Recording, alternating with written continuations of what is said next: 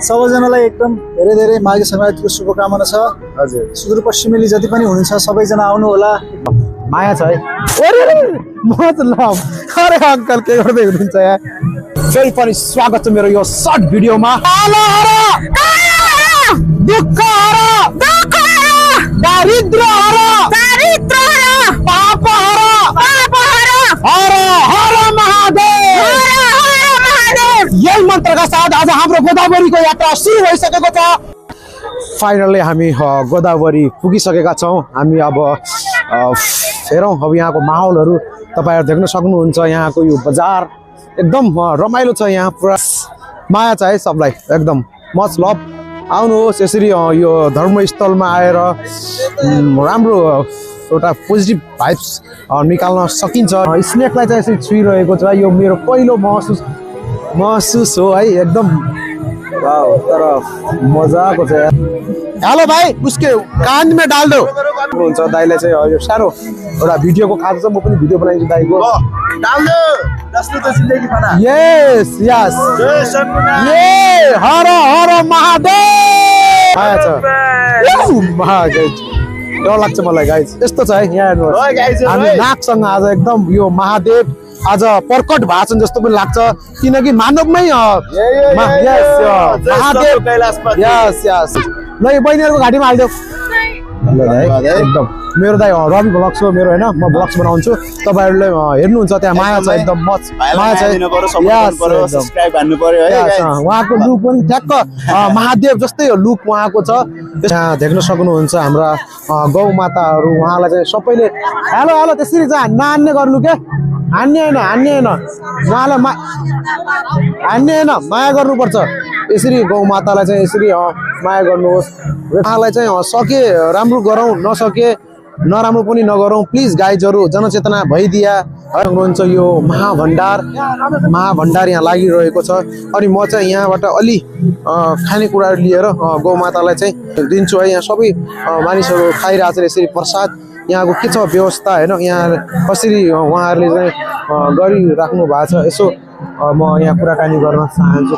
महाभण्डार यो प्रसाद कार्यक्रम चाहिँ कुन संस्थाले या कसले गरे आउनु यसो सानो? हाम्रो धनगढीमा रहेको छठ पूजा सेवा समितिले आयोजना गरेको हो। हजुर हजुर।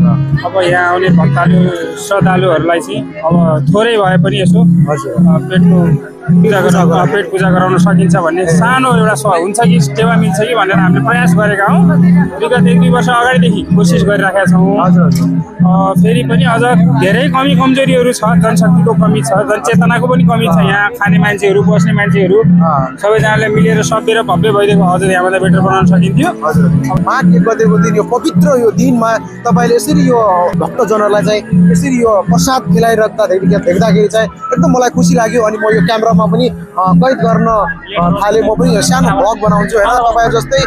तपाईँ जस्तै मानवता रहिरह्यो भने हाम्रो नेपाल विकास हुन झुक्नबाट धेरै कुराहरू मलाई लागिरहन्छ।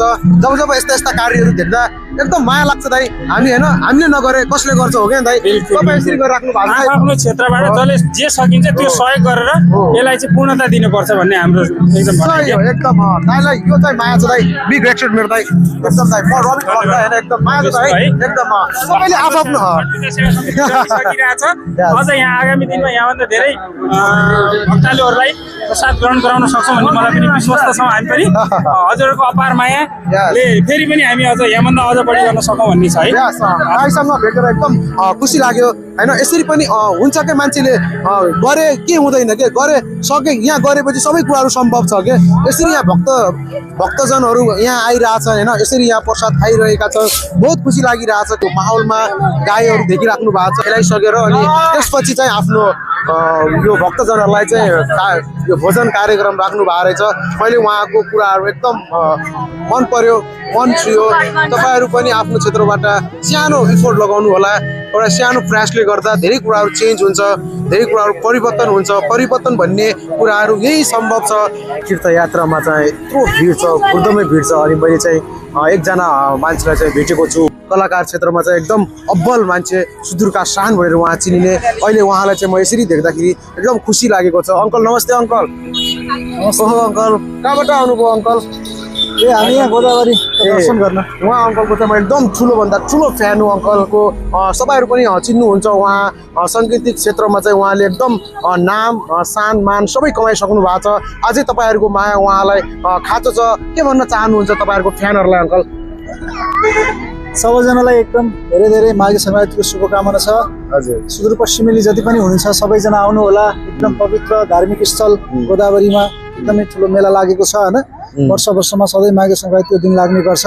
सबैजना आउनु होला, भ्रमण गर्नु होला, एकचोटि यहाँ आएर गोदावरी माताको आशीर्वाद लिनु होला भन्न चाहन्छु। उहाँलाई मायाको खाँचो छ। तपाईँहरूको माया देखाइदिनु पर्यो। यहाँ देश छोडेर अलपत्र भइरहेका छन् मान्छेहरू, बचाउने अभियानहरू चलिरहेका छन्, तर उहाँ नेपालमै आफ्नो गुर्दम तरिकाले लागिराख्नु भएको छ भने तपाईँहरू पनि लाग्नुहोस्, हातोमालो गर्नुहोस् भनी म अहिले बिदा हुन्छु। हस्त धन्यवाद। See you next video guys.